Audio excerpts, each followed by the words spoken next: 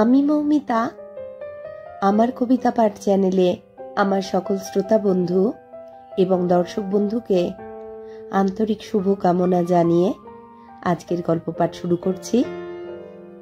আজ আমি আপনাদেরকে পাঠ করে শোনাব নারায়ণ গঙ্গোপাধ্যায়ের লেখা একখানি চমৎকার ছোট গল্প। গল্পের নাম লজ্জা। আমার অনুরোধ রইল গল্প পাঠ শোনার জন্য। রোজকারই মতো আমার পুরনো কথাগুলি একবার সংক্ষেপে বলে নিচ্ছি। যদি আমার গল্প পাঠ আপনাদের ভালো লাগে অনুগ্রহ করে লাইক শেয়ার করবেন। যারা এখনো আমার কবিতা পাঠ চ্যানেলটি সাবস্ক্রাইব করেননি তাদের অনুরোধ সাবস্ক্রাইব করে সাথে থাকার। আর আপনারা আপনাদের মূল্যবান মতামত কমেন্ট বক্সে জানিয়ে আমাকে অনুপ্রাণিত এবং সমৃদ্ধ করবেন, এও আমার অনুরোধ। ধন্যবাদ। শুরু করছি আজকের গল্প লজ্জা।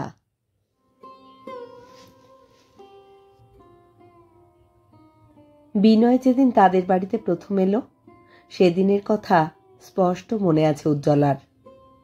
চায়ের পেয়ালা সামনে নিয়ে বাবা খবরের কাগজ পড়ছিলেন।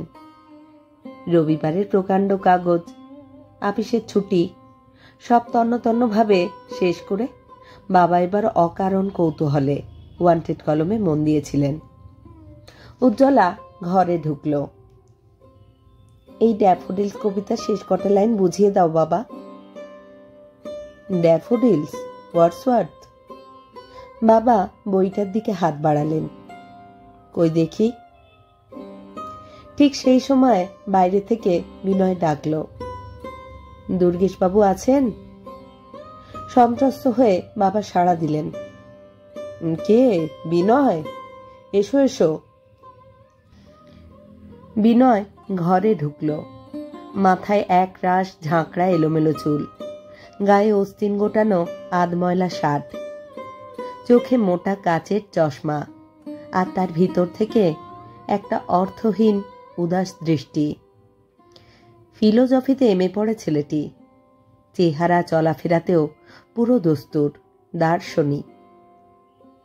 দুর্গেশবাবু বললেন, কি খবর? বসো বসো। বিনয় অত্যন্ত সংকোচের সঙ্গে একটা চেয়ারের একান্তে বসে পড়ল। আশ্চর্য শূন্য চোখ মেলে তাকিয়ে রইল খানিকক্ষণ, যেন দুর্গেশবাবুকে দেখছে না, উজ্জ্বলাকেও না। বিনয় বললে, কাল আমাদের বাড়িতে জগদ্ধাত্রী পুজো, দয়া করে আপনারা সবাই আসবেন। এটা প্রতি বছরের প্রথা, কিন্তু বিনয় কোনোবার আসেনি। গত বছর পর্যন্ত ওর বাবা বেঁচে ছিলেন। এসব সামাজিক কৃত্য তিনি করে বেড়াতেন। এবার তিনি না থাকায় দায়টা বিনয়ের ওপরেই বর্তেছে। দুর্গেশবাবু বললেন, হ্যাঁ নিশ্চয় নিশ্চয়, মায়ের পুজো, তার জন্য কি আর নেমন্তন্ন করার দরকার আছে? এ তো আমরা এমনিই যাব। বিনয় উঠে দাঁড়ালো। তবে আমি আসি। হঠাৎ কি যেন ভাবলেন দুর্গেশবাবু, তিনিই জানেন। উজ্জ্বলাকে সম্পূর্ণ অপ্রস্তুত আর বিপন্ন করে বলে ফেললেন, একটা উপকার করো দেখি বিনয়, তুমি তো স্কলার ছেলে, এই ড্যাফোডিলস কবিতাটি সংক্ষেপে একটু বুঝিয়ে দাও তো মেয়েটাকে। আমরা সেই কবে পড়েছি, ওসব কি আর মনে আছে চাই? লজ্জায় লাল হয়ে পালাবার উপক্রম করলো উজ্জ্বলা। না বাবা থাক, আমি নিজেই পড়ে নেব এখন। আহা, নিজেই পড়ে নিবি কেন? দুর্গেশবাবু হঠাৎ উৎসাহিত হয়ে উঠলেন। বিনয়ের মতো ব্রিলিয়ান্ট ছেলে যখন এসেই পড়েছে তখন ছেড়ে দিবি ওকে? আরে পাড়ার ছেলে, আর বলতে গেলে তো জ্ঞাতির মধ্যেই পড়ে, ওর কাছে আবার লজ্জা কি? দাও তো বিনয়, দু কথায় ওকে বুঝিয়ে দাও তো কবিতাটা। বিনয় আবার চেয়ারের কোনায় বসে পড়ল। বললে, বেশ তো, দিন বইটা। আশ্চর্য সহজ গলা, কোনো সংকোচ নেই, বিব্রত হওয়ার ভাব নেই কণামাত্র। অথবা সংকোচ করবার কোনো প্রশ্নই ওঠেনি বিনয়ের মনে। তেমনি উদাসীন আর আত্মমগ্নতার দৃষ্টি। উজ্জ্বলাকে সে দেখেও দেখতে পাচ্ছে না যেন।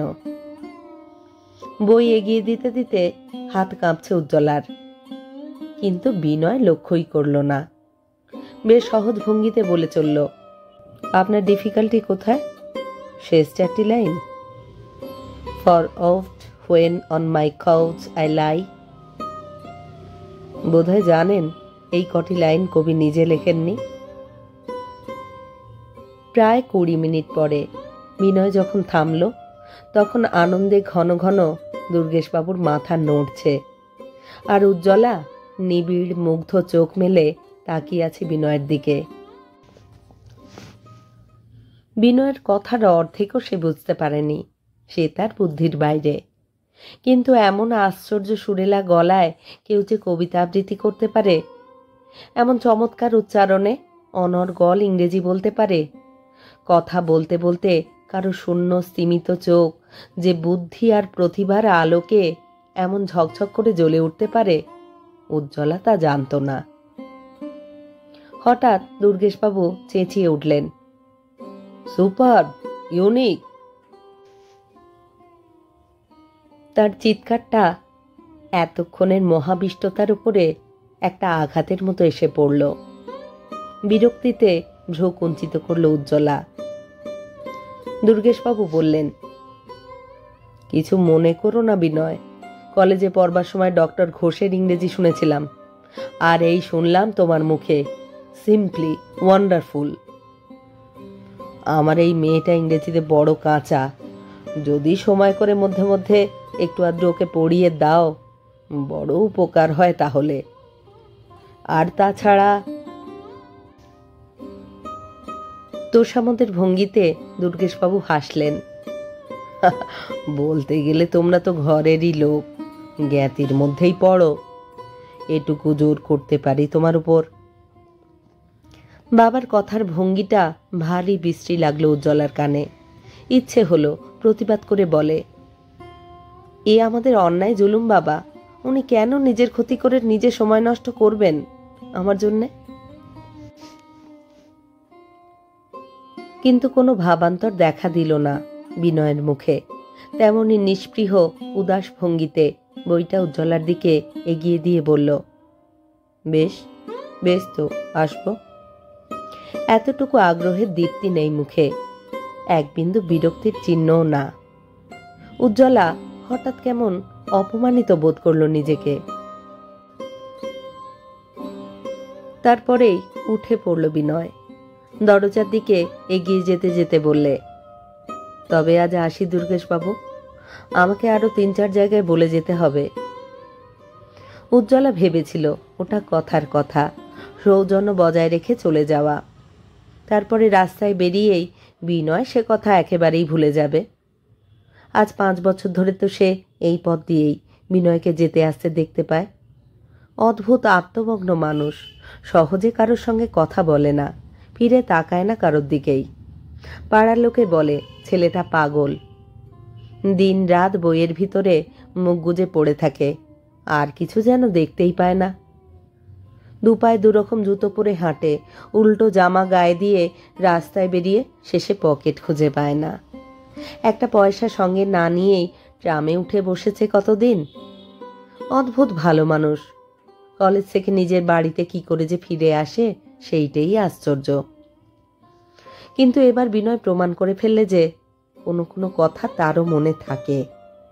তাই দিন 5 পরে সন্ধেবেলায় তার ডাক পড়ল, দুর্গেশবাবু। দুর্গেশবাবু বাড়িতে ছিলেন না, উজ্জ্বলাকেই দরজা খুলে দিতে হলো। বাবা তো এখন নেই। বিনয় বললে, তা হোক, আমি তোমাকে ইংরেজি পড়াতে এসেছি। কয়েক মুহূর্ত আশ্চর্য হয়ে চেয়ে রইল উজ্জ্বলা।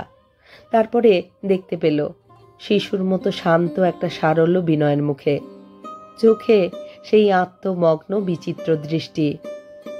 একটু চুপ করে থেকে বিনয় বললে, আজ পড়বে না আর একদিন আসবো আমি? উজ্জ্বলা বললে, না না, আজই আসুন। সেই থেকেই শুরু। বিনয় ফার্স্ট ক্লাস নিয়ে এমএ পাশ করলো, শুরু করলো রিসার্চ। উজ্জ্বলা ভর্তি হলো কলেজে। এখনো নিয়মিত আসে বিনয়। সপ্তাহে 2-3 দিন করে ইংরেজি পড়িয়ে যায়, সংস্কৃত কিংবা লজিকও দেখিয়ে দিয়ে যায় কোনো কোনো দিন। আরও নিজের 10টা কাজের মতো ওটাও যেন অভ্যাস করে নিয়েছে। 1-1.5 ঘন্টা পড়ায়। ধ্যান ও স্তিমিত চোখগুলো জল জল করতে থাকে। তারপর হঠাৎ দাঁড়িয়ে ওঠে এক সময়। আজ চললাম, আমার কাজ আছে। মধ্যে মধ্যে একটা তীব্র অন্তর্জ্বালায় ঠোঁট কামড়ে ধরে উজ্জ্বলা। অদ্ভুত নির্দয় মনে হয় বিনয়কে। বই আর বই, কথা আর কথা। অথচ উজ্জ্বলার সবসময় তা ভালো লাগে না। কখনো কখনো ভাবে কিছুক্ষণ চুপ করে থাকুক বিনয়, দুজনে মুখোমুখি হয়ে বসে থাক কয়েক মিনিট। বাইরে বৃষ্টি পড়তে থাকুক, আর দুরু দুরু বুকে উজ্জ্বলা ভাবুক এখনই এমন একটা কিছু ঘটবে যা এর আগে কখনো ঘটেনি। কিন্তু 2 বছরে তা ঘটল না। অনেক বৃষ্টি পড়া সন্ধ্যা বাইরে সেই আশ্চর্য সম্ভাবনা নিয়ে অপেক্ষা করেছে। কথা না বলার সেই আশ্চর্য মুহূর্ত বহুবার ঘন হয়ে উঠবার আগেই মিলিয়ে গেছে হাওয়ায়। বইয়ের পাতার কোটরের বাইরে পলকের জন্যেও বেরিয়ে আসেনি বিনয়, বরং চশমার কাঁচটা মুছতে মুছতে বলেছে, বৃষ্টির ছাট আসছে, জানলাটা বন্ধ করে দাও। এদিকে তলায় তলায় বইতে শুরু হয়েছে অন্তঃশীলা। বিনয়ের বিধবা মা কিছুদিন ধরে আসা যাওয়া করছেন উজ্জ্বলাদের বাড়িতে। তারই একটি মাত্র ছেলে, তাকে সংসারী না করলে সংসারে আর মন টিকছে না তার।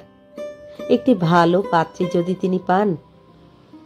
তারপর বুকের মধ্যে ঝড় ওঠানো সেই ভয়ঙ্কর খবর একদিন শুনতে পেল উজ্জ্বলা। বিনয়ের মা তাকেই পুত্রবধূ করার কথা ভাবছেন। বিনয় এতদিন ধরে যখন এ বাড়িতে নিয়মিত আসা যাওয়া করছে, তখন নিশ্চয়ই। আর উজ্জ্বলা মেয়েটি সম্পর্কে বিনয়ের মারও লোভ আছে অনেক দিন থেকেই। কিছুই দিতে পারবেন না দুর্গেশবাবু। তা হোক, তাদের আশীর্বাদে বিনয়ের বাবা যা রেখে গেছেন। অসহ্য আনন্দে আর দুর্বোধ একটা যন্ত্রণায় অনেকক্ষণ মুখ বুজে বিছানায় পড়ে রইল উজ্জ্বলা।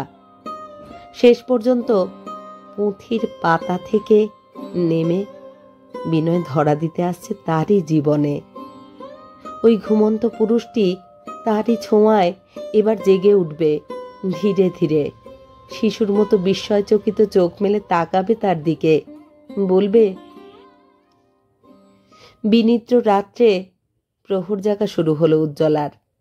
শুরু হলো আকাশের তারা কুড়োনো। কিন্তু 3 দিন পরেই অত্যন্ত চঞ্চল হয়ে বিনয় এসে হাজির হলো দুর্গেশবাবুর বাড়িতে। দুর্গেশবাবু সবে অফিস থেকে ফিরেছেন, ব্যতিব্যস্ত হয়ে বসতে দিলেন। বিনয় কোনো ভূমিকা করল না। ক্লান্ত বিষণ্ণ চোখে আরো খানিকটা বিষণ্ণতা ছড়িয়ে দিয়ে বলল, কি পাগলামি শুরু করেছেন আপনারা? দুর্গেশবাবু আকাশ থেকে পড়লেন, মানে আপনারা ভালোই জানেন উজ্জ্বলার সঙ্গে আমার বিয়ে দেবার আইডিয়া আপনাদের হলো কি করে? শান্ত উদাসীন বিনয়ের স্বরে স্পষ্ট বিরক্তির ঝাঁঝ ফুটে বেরোল। এই নিয়ে আমার মার সঙ্গে আমার কতগুলো আনপ্লেজেন্ট আলোচনা হয়ে গেছে।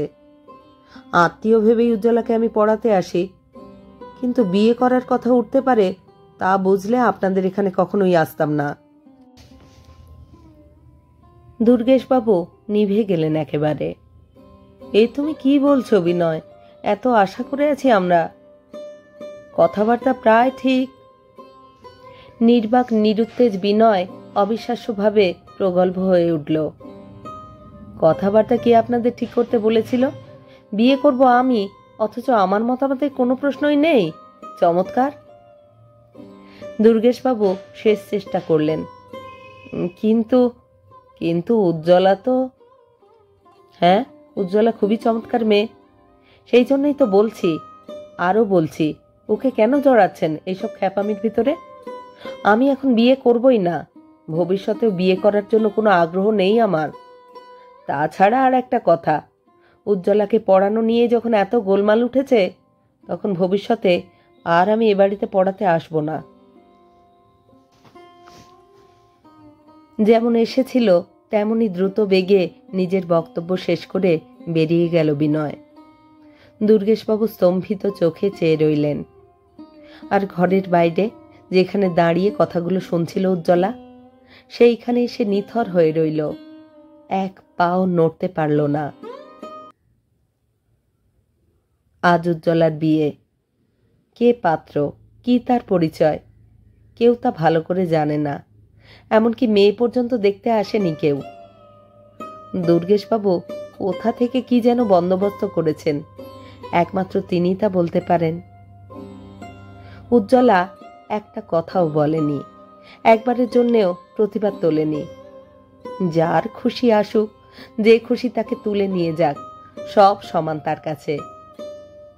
বিনয় চলে যাওয়ার পর থেকেই সে বুঝতে পেরেছে জীবনে আর কোনো কিছুই তার দরকার নেই।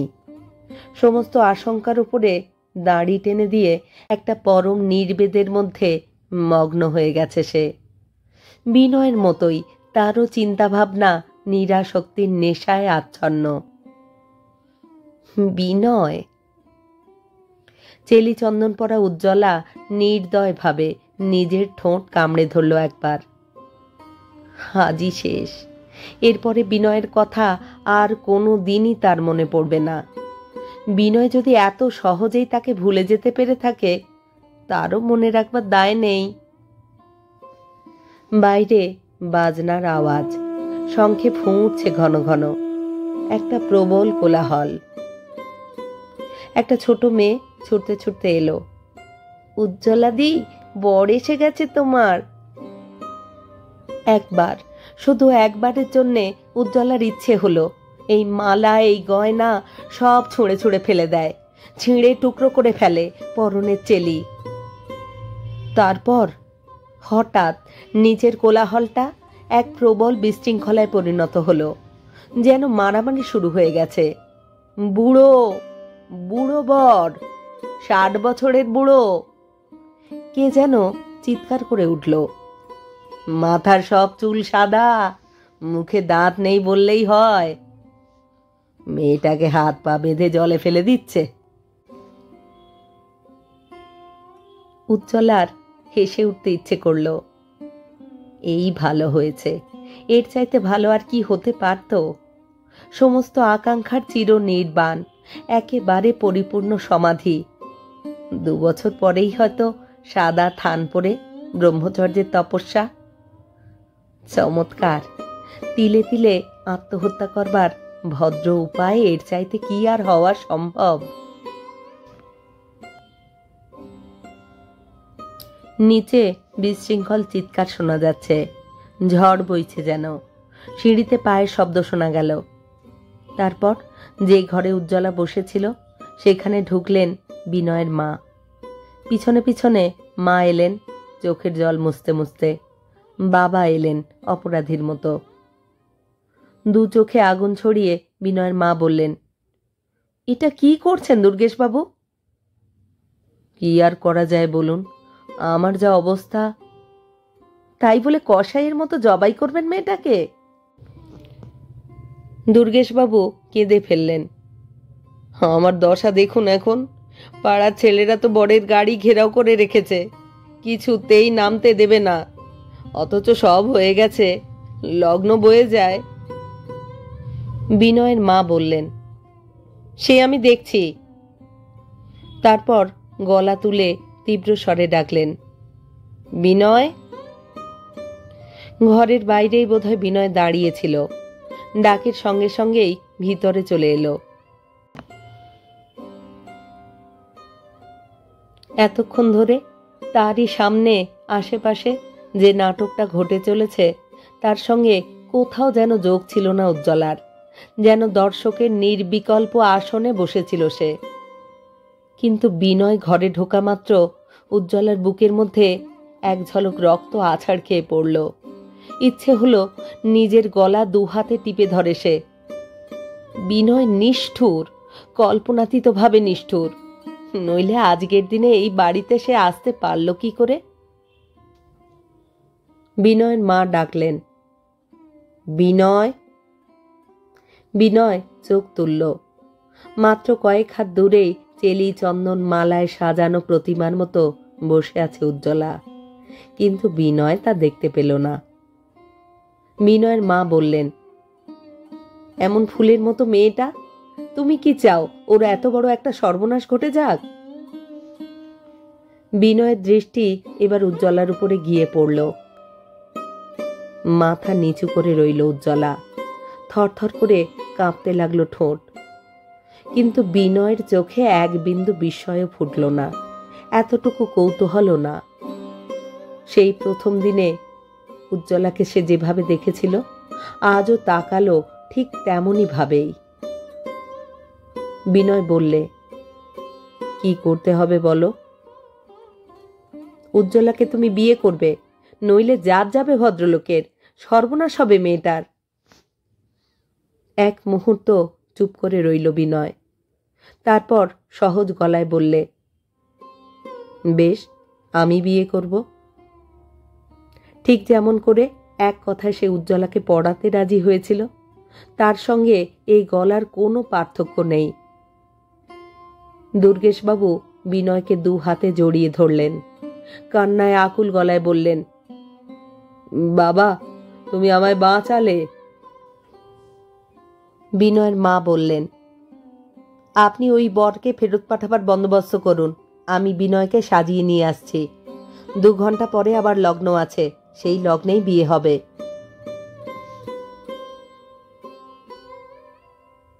ঘর থেকে একে একে বেরিয়ে গেল সবাই। উজ্জ্বলা আবার একা। খুশি হবে কিনা বুঝতে পারছে না। একটা ঝড় বয়ে যাচ্ছে মনের মধ্যে, কেমন এলোমেলো হয়ে যাচ্ছে সমস্ত।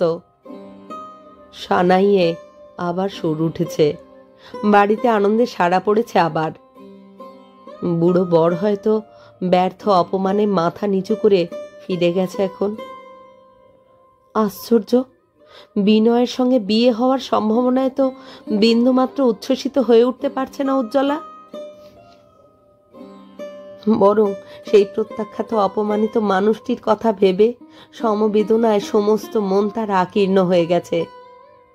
উপায় থাকলে, শক্তি থাকলে নিজে গিয়ে তাকে ফিরিয়ে আনতো উজ্জ্বলা, বলতো, তুমি আমায় নাও, উদ্ধার করো এই অসহ্য যন্ত্রণার পীড়ন থেকে।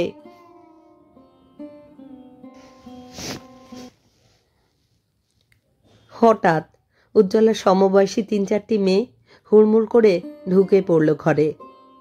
প্রচন্ড হাসির বেগে ভেঙে পড়ল তারা। কি চমৎকার নাটকটাই হয়ে গেল রে উজ্জ্বলা, উফ! আর কি অদ্ভুত ইনোসেন্ট বিনয়বাবু, পাড়া শুদ্ধ সবাই মিলে প্ল্যান করলে, অথচ বিনয়বাবু তা ঘুণাক্ষরেও বুঝতে পারলে না। সন্দেহের আঘাতে উজ্জ্বলা চকিত হয়ে উঠল। প্ল্যান? কিসের প্ল্যান? তুইও জানিস নে? আবার কিছুক্ষণ হাসির ঐকতান চলল। তাহলে তো শুধু তোদের দুজনকেই বোকা বানিয়ে রেখে দেওয়া হয়েছে। এই শোন, এই সমস্তই সাজানো।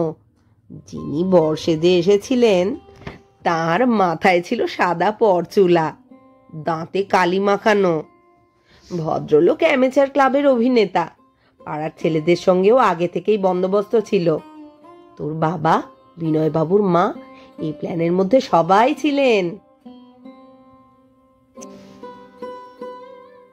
ছি ছি ছি! মুহূর্তে মরমে মরে গেল উজ্জ্বলা। শেষ পর্যন্ত এইভাবেই তাকে পেতে হলো বিনয়কে, এমনই ছলনা দিয়ে, এমনই মিথ্যার ভিতরে। সকলে মিলে একটা হীন চক্রান্ত করে তাকে জড়িয়ে দিলে বিনয়ের জীবনে। এই লজ্জা সে রাখবে কোথায়? সখীর দল সরে যেতেই আর অপেক্ষা করল না উজ্জ্বলা। আর সময় নেই। ছি ছি ছি ছি ছি ছি, এ গ্লানি, এত বড় অপমান সে সারা জীবন বইবে কি করে? বিনয়কে সে নিজে জয় করতে পারল না, বাঁধতে হলো মিথ্যার পাশে। এমন অসম্মান আর পরাজয়ের লজ্জা বয়ে কেমন করে কাটাবে দিনের পর দিন, মাসের পর মাস, বছরের পর বছর? তেতলার ছাদের একেবারে অন্ধকার কোণটায় গিয়ে দাঁড়ালো উজ্জ্বলা। নিচের আলোকিত পথটা একটা দুর্বার আকর্ষণে তাকে ডাকছে। মৃত্যুর শূন্যতায় নিজেকে ছেড়ে দিয়ে শেষবারের মতো উজ্জ্বলা বললে, ছি ছি ছি ছি।